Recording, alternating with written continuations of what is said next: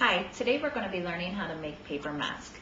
With some easy materials that you have around your house, you'll be able to create your own mask. You'll need some poster board, construction paper, scissors, and some adhesive, and then whatever you want to use to decorate your mask to complete this project. In today's market, there are some mask forms that are already cut out for you. Here you see just the regular face mask, and then here's a larger one that they've entitled African mask. You notice that with this mask they have the beads cut out of it. What you would do with it is overlapping the beads at the top and the bottom, and then using adhesive to hold it together, you'd have your mask look more three-dimensional. Here's an example of one that has done that. And then yarn, feathers, and decorated with markers, and you get your finished product. Now, it's okay to have your own pre-made forms, but instead we're going to use our poster board to come up with some of our own designs.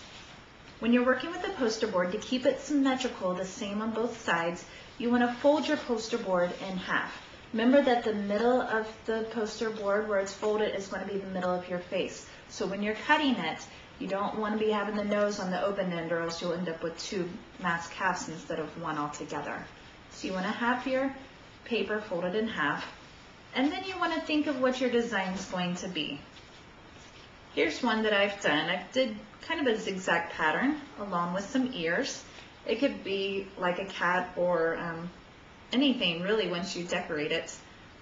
And you can simply cut this out and paint it, and then you'd have more of an original design with cut edges. Here's an example of one that's already been done, and it has its own unique edges. The next step up is, instead of having just the flat face, we want to add the nose coming out.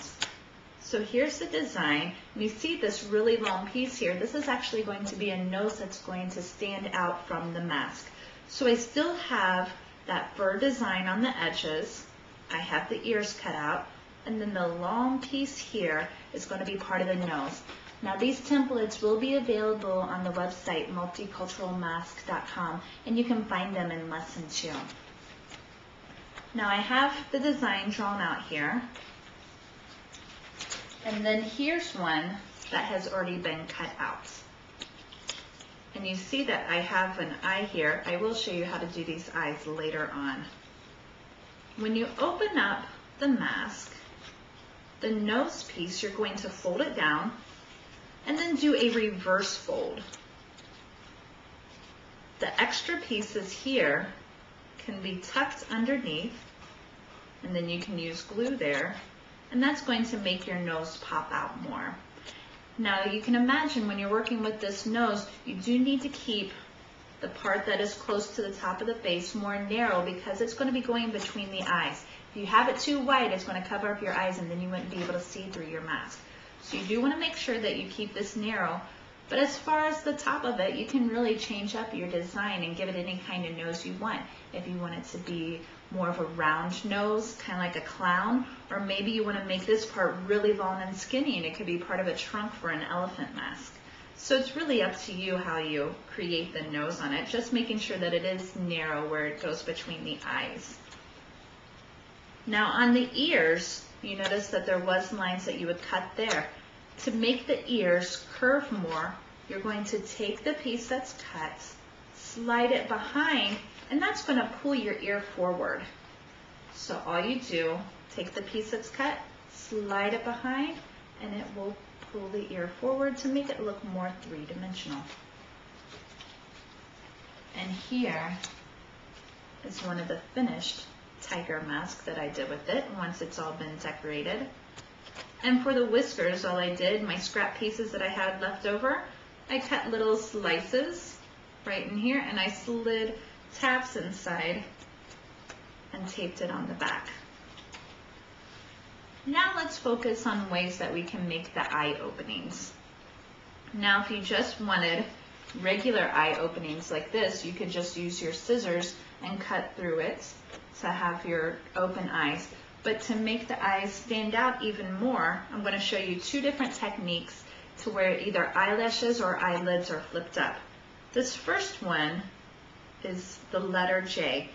And what I like using on any part that's going to be cut in the middle of paper is using an X-Acto knife.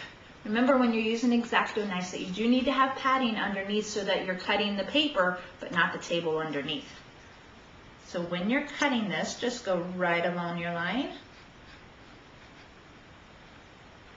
First I'll do the eyelid one, and it's the one that's shaped like a J. And you can simply fold up the eyelid and you get your opening like that. With the eyelashes, it's going to be a basic U shape, and then it has vertical lines going up, several vertical lines, and that's going to be your eyelashes. So the same step, you're going to be cutting your U shape along your lines that you drew, and then do your vertical lines. And then the same thing, you're going to take all those lines that you cut and you're going to flip them up. I'm going to cut through my eyelashes here.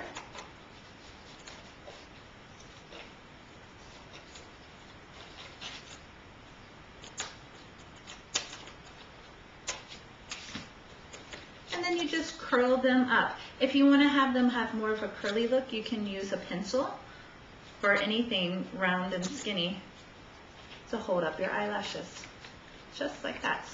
So those are two different ways that you can do eyes. Instead of just having one big opening, you can actually have part of it standing out from your mask. So that's how you can do the different eyes. Now, if you want to embellish some of the mask forms that you can find in the stores, here's one way that you can add a beak. And once again, you can find this template online. And another book that has a lot of these templates that I'm adapting from is Michael Grader's book, Paper Mask Making. He has lots of great ideas in here, and I'm only giving you guys a couple different ideas. So if you want to go to your local library, this is a great book to check out. Now, if you're wanting to add a beak onto your mask, here's the template. You see that this would be the long beak coming down, and then this part would be going around the eye. And then we have a tab right here. Here's one that's already been cut out. And the dotted line that you have there, that's going to be folded under. Just like that. The tabs you can hold up against your mask, and then using that X-Acto knife, you can slice your little slits, and then slide your tabs right inside the mask. And the folded part around the eye is going to make the eye look like it's in an eye socket instead of just having it flat. And there you have your beak that could go on there. You can use this technique with many different animals just by changing the shape of the nose that you have here. If you wanted it more hooked like an eagle beak, then you would change the curve of it. Instead of it being straight, you would have more of a curved shape. Now these are just a couple of the different things that you can do to make your paper mask. If you want to get more ideas, you can go to multiculturalmask.com and you can go under lesson 2 to see more of the templates to create your own mask. Have fun making masks.